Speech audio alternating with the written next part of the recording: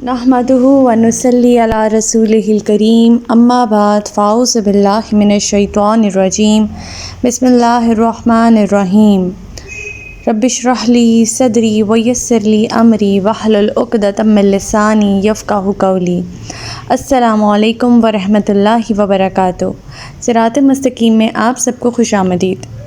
پچھلے سبق میں ہم لوگوں نے سورۃ الفاتحہ کا شان نزول، اس کی اہمیت اور اس کی فرضیت کے بارے میں پڑھا تھا۔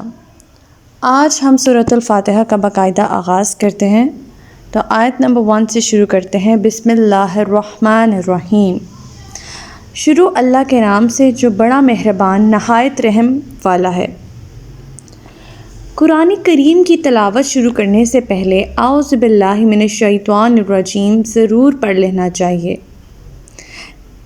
ایک قرآن کی آیت ہے جس کے مطابق جب آپ قرآن پڑھنے لگیں تو شیطان مردود سے اللہ کی پناہ طلب کر لیجئے، یعنی قرآن پاک سٹارٹ کرنے سے پہلے اگر بسم اللہ الرحمن الرحیم اور اعوذ باللہ من الشیطان الرجیم خاص طور پہ پڑھ لیا جائے تو شیطان مردود سے پناہ مل جاتی ہے، اور یہ بہت ضروری ہے، اور یہ قرآن کی آیت سے بھی ثابت ہے۔ اور یہ تو اب ظاہر سی بات ہے کہ پناہ کسی نقصان پہنچانے والی چیز یا دشمن سے ہی مانگی جاتی ہے، اور ایسی ہستی سے پناہ طلب کی جاتی ہے جو اس نقصان پہنچانے والے دشمن سے زیادہ طاقتور ہو، اور وہ ذات اللہ کریم کی ذات ہے۔ اب کیونکہ شیطان غیر محسوس طور پر انسان کی فکر پر اثر انداز ہوتا ہے اور 100 قسم کے وسوسے دل میں ٹال مٹول کی گنجائش پیدا ہو سکتی ہے، لہٰذا یہ دعا دراصل قرآن کی تلاوت کے دوران ان خیالات سے بچنے اور قرآن سے ہدایت حاصل کرنے کی دعا ہے۔ نیز یہ وہ دعا ہے جو اللہ تعالیٰ نے خود اپنے بندوں کو سکھائی ہے اور اسے پڑھنے کا حکم بھی دیا ہے۔ آیت نمبر 2۔ الحمدللہ رب العالمین۔ ہر طرح کی تعریف اللہ ہی کے لیے ہے جو سب جہانوں کا پروردگار ہے۔ حمد کا معنی تعریف بھی ہو سکتا ہے اور شکر بھی ہو سکتا ہے۔ زیادہ تر اس کا معنی ہم تعریف کی سینس میں لیتے ہیں، اور شکر جو ہے وہ بہت خاص مواقع پر استعمال میں لیا جاتا ہے۔ اب اللہ تعالیٰ نے زمین، آسمان، سورج، چاند، ستارے، غرض تمام کائنات کی ہر چیز کو منظم طریقے سے بنایا ہے، جسے دیکھ کر انسانی عقل دنگ رہ جاتی ہے، اور اس پر اللہ تعالیٰ کی جتنی بھی تعریف کی جائے وہ کم ہے۔ اور شکر کا تعلق ان خاص انعامات سے ہوتا ہے جو کسی خاص ذات سے متعلق ہوں۔ مثلا اللہ تعالیٰ کا انسان کو مکمل احسن تقویم پر پیدا کرنا، کسی کو صحت اور رزق کی فراوانیوں سے مالا مال کرنا، ایسی نعمتوں کا اعتراف شکر کہلاتا ہے۔ لہٰذا اللہ تعالیٰ ہی کی وہ ذات ہے جو ہر قسم کی تعریف اور شکر کی سب سے زیادہ حقدار ہے۔ اب عالمین کا مطلب ہم سمجھ لیتے ہیں کہ سب جہانوں کا پروردگار ہے۔ اس لحاظ سے تمام مخلوقات جو بھی اس دنیا میں ہیں، جن، حیوان، ملائکہ، پرند چرند، جو کچھ بھی ہے، ان سب کا پروردگار اللہ تعالیٰ کی ذات ہے۔ یہاں پہ جو ورڈز کی جو سپروین ہے اور جو ورڈز کا اللہ تعالیٰ نے استعمال کیا ہے وہ اتنا یونیک ہے کہ سب سے پہلے حصے میں آیت کے اللہ تعالیٰ فرما رہے ہیں کہ سب تعریفیں اللہ کے لیے ہیں، اور وہ تعریفیں اس لیے ہیں کہ سب سے زیادہ حقدار اللہ تعالیٰ کی ذات ہے ان تعریفوں کی اور شکر کی۔ اور وہ کیونکہ کائنات کی ہر چیز کا وہ پروردگار ہے، تمام جہانوں کی تربیت کرنے والا ہے۔ یہ آیت اللہ تعالیٰ سے سوال کرنے کے آداب میں سب سے پہلا ادب ہے، یعنی جب کسی سے کچھ مانگنا ہو تو پہلے اسے اچھے طریقے سے اس کی تعریف کرنی چاہیے، اور جیسے کہ یہاں پر ہوئی ہے اس کی جو اہمیت ہے، اس کی جو عظمت ہے، اس کو تسلیم کرنا چاہیے اور بعد میں طلب کرنا چاہیے۔ اس آیت سے ہمیں یہ بھی سیکھنے کو ملتا ہے۔ الرحمن الرحیم، جو بڑا مہربان نہایت رحم کرنے والا ہے۔ اب رحمان اور رحیم میں فرق سمجھ لیتے ہیں۔ بسم اللہ الرحمن الرحیم میں بھی یہ ورڈز استعمال ہوتے ہیں، اور یہاں ان الفاظ کو دوبارہ لانے کا مقصد صرف اس بات کا اظہار ہے کہ تمام جہانوں کی ربوبیت عامہ کے تقاضے یعنی بندگی کے تقاضے صرف اسی صورت میں پورے ہو سکتے ہیں جب ان کا پروردگار رحمان بھی ہو اور رحیم بھی ہو۔ اگر اللہ تعالیٰ رحمان اور رحیم نہ ہوتا تو یہ دنیا کبھی آباد رہ ہی نہیں سکتی تھی بلکہ کب کی فنا ہو سکتی تھی۔ رحمان اور رحیم جو ہے یہ دونوں صفات اللہ تعالیٰ کے نام کے ساتھ بیک وقت استعمال ہوئی ہیں اللہ تعالیٰ کی تعریف میں۔ رحمان میں ہم اللہ تعالیٰ کی رحمت کا وہ پہلو دیکھیں گے کہ جس میں ہیجانی کیفیت ہے، جس میں تلاطم ہے، جس میں موج ہے، اور رحیم میں ہم وہ کیفیت دیکھیں گے کہ جس میں مسلسل ایک جو ہے وہ سلسلہ جاری ہے رحمت کا۔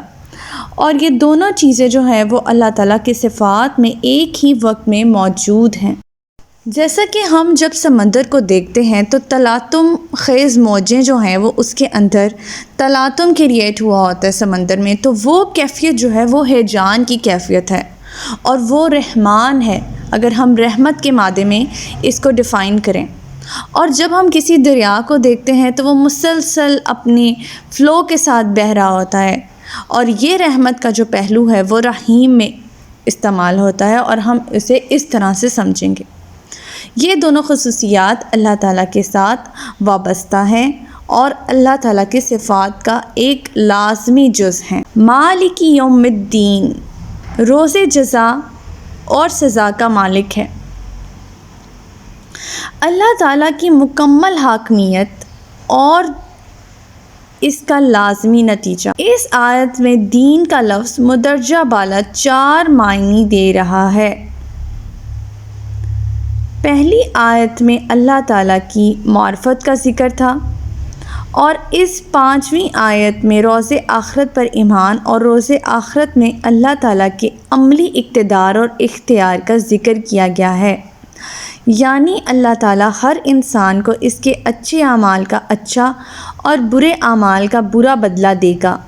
وہ ایسا بدلہ دینے کی اپنے اس فیصلے کو نافذ کرنے کی پوری قدرت رکھتا ہے۔ اعمال کے بدلے کے سلسلے میں بھی اللہ تعالیٰ کے بہت سے ضابطے اور قوانین ہیں جن کا ذکر قرآن کریم میں بہت سے مقامات پر مذکور ہے۔ مثال کے طور پر نیکیوں کا بدلہ اللہ تعالیٰ جسے چاہے گا بہت زیادہ بھی دے سکتا ہے، مگر برائی کا بدلہ اتنا ہی دے گا جتنی اس نے برائی کی ہوگی، یا یہ کہ ایک کے جرم کی سزا دوسرے کو نہیں دی جائے گی، یا یہ کہ کوئی مجرم کسی صورت میں سزا سے نہیں بچ سکے گا، وغیرہ وغیرہ۔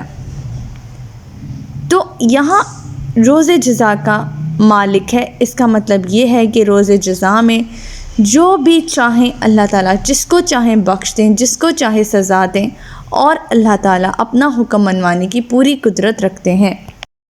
ایاک نعبد و ایاک نستعین، ہم تیری ہی عبادت کرتے ہیں اور تجھی سے مدد چاہتے ہیں۔ عبادت کا معنی 3 طرح سے لیا جا سکتا ہے۔ نمبر 1 پرستش، نمبر 2 اطاعت اور فرمانبرداری، اور نمبر 3 ہمہ وقت یعنی ہر وقت کی بندگی اور غلامی۔ یہ 3 الفاظ جو ہیں وہ عبادت کی ڈیفینیشن میں استعمال ہوتے ہیں۔ ہم یہاں اللہ تعالیٰ سے کہہ رہے ہیں کہ ہم اے اللہ تیری عبادت کرتے ہیں اور تجھی سے مدد چاہتے ہیں، یعنی تیری ہی عبادت کرتے ہیں، یعنی تیری ہی پرستش کرتے ہیں، تیری ہی فرمانبرداری کرتے ہیں، اور ہر وقت تیری ہی بندگی میں مشغول ہیں۔ کتنا بڑا ایک ہم عہد کر رہے ہیں ایک طرح سے اللہ تعالیٰ کے ساتھ۔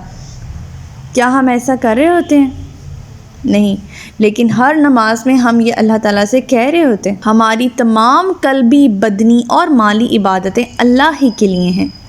قلبی عبادات میں توکل، اللہ کا خوف، محبت، خشوع اور خضوع شامل ہے، یعنی صرف اور صرف اللہ تعالیٰ پہ بھروسہ کرنا اور صرف اسی سے امیدیں وابستہ کرنا، اسی کے ڈر سے گناہوں سے بچنا اور اسی کی محبت میں نیک کام کرنا۔ اور بدنی عبادات سے مراد فرضی عبادات ہیں، یعنی نماز اور نوافل نمازیں، روزہ اور حج اور دوسرے احکام الہی کی پیروی کرنا۔ جبکہ مالی عبادات سے مراد زکوٰۃ، صدقات، خیرات، قربانی، نذر نیاز وغیرہ شامل ہیں۔ اگر اللہ کے سوا کسی اور کے لیے ان تمام کاموں میں سے کوئی بھی کام بجا لایا جاتا ہے یا اللہ کے سوا کسی کو بھی اس میں شریک کیا جاتا ہے تو یہ عبادت کی نفی ہے اور اللہ کے ساتھ شرک کرنا ٹھہرے گا، جن کے متعلق اللہ تعالیٰ نے فرمایا کہ وہ شرک کا گناہ کبھی معاف نہیں کرے گا۔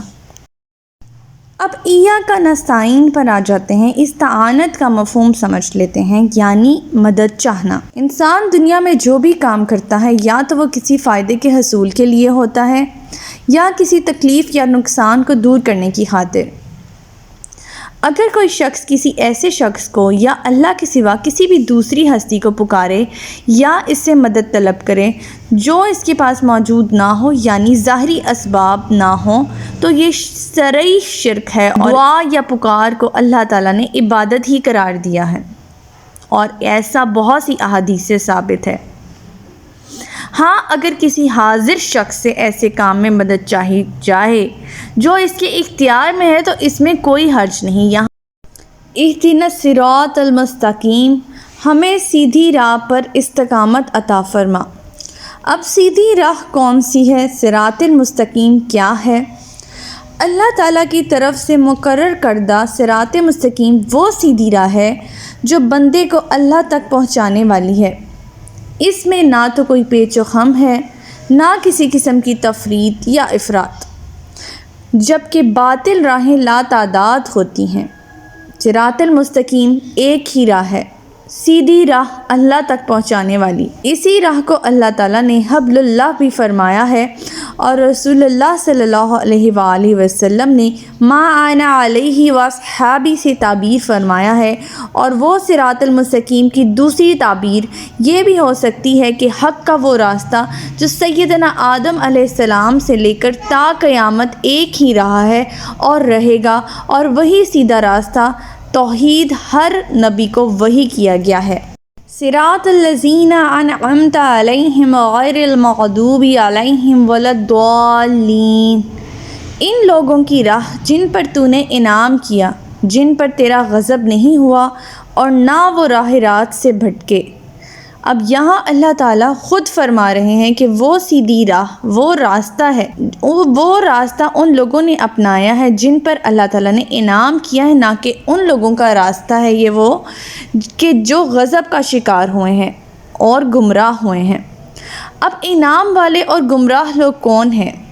قرآن حکیم کے پورے تشریح کے مطابق انعام والے لوگ انبیاء، صدیقین، شہداء اور صالحین ہیں۔ وہ لوگ نہیں جنہیں مال اور دولت کی فراوانیاں حاصل ہیں، اور آپ کے ارشادات کے مطابق مغضوب علیہم سے مراد تو یہود ہیں جو گناہ کے کاموں پر دلیر ہو گئے تھے اور ان پر اللہ کا غضب اور پھٹکار نازل ہوئی۔ ضالین سے مراد عیسائی حضرات ہیں جو فلسفانہ شگوفیوں میں پھنس کر اللہ کے خلاف اللہ کے تین شریک بنا دیے۔ آپ صلی اللہ علیہ وآلہ وسلم نے فرمایا، یہود پر تو اللہ تعالیٰ کا غضب ہے اور نصارہ گمراہ ہیں۔ یہ ترمذی کی روایت ہے، جس سے یہ ثابت ہے کہ یہود وہ لوگ ہیں جن پر اللہ کا غضب ہوا اور نصارہ ضالین یعنی گمراہ ہیں۔ یہ تو بات ہوئی دور نبوی کی، مگر آج کے مسلمانوں کے اکثر فرقے ان میں شامل ہو چکے ہیں، اور صراط المستقیم پر تو مسلمانوں کا صرف وہی فرقہ ہے جس کے متعلق آپ نے فرمایا تھا ما انا علیہ واصحابی، یعنی جو میرے اور میرے اصحاب کے طریقے پر ہوگا۔ بخاری کی ایک صحیح حدیث کے مطابق حضرت سیدنا ابو ہریرہ رضی اللہ تعالیٰ عنہ سے روایت ہے کہ آپ صلی اللہ علیہ وآلہ وسلم نے فرمایا، جب امام ولضالین کہے تو تم آمین کہو۔ جس کا آمین کہنا فرشتوں کے آمین کہنے کے موافق ہو گیا، اس کے پہلے گناہ بخش دیے جائیں گے۔ تو ہمارا آج کا سبق یہیں تک تھا۔ اللہ تعالیٰ سے دعا ہے کہ اللہ تعالیٰ ہمیں قرآن پاک کے احکامات پر عمل پیرا ہونے کی توفیق عطا فرمائے۔ اللہ تعالیٰ ہمیں ہدایت دے کہ جس کے بعد گمراہی نہ ہو۔ ربنا لا تزغ قلوبنا بعد إذ هديتنا وهب لنا من لدنك رحمة إنك أنت الوهاب سبحانك اللهم وبحمدك أستغفرك وأتوب إليك السلام علیکم ورحمۃ اللہ وبرکاتہ.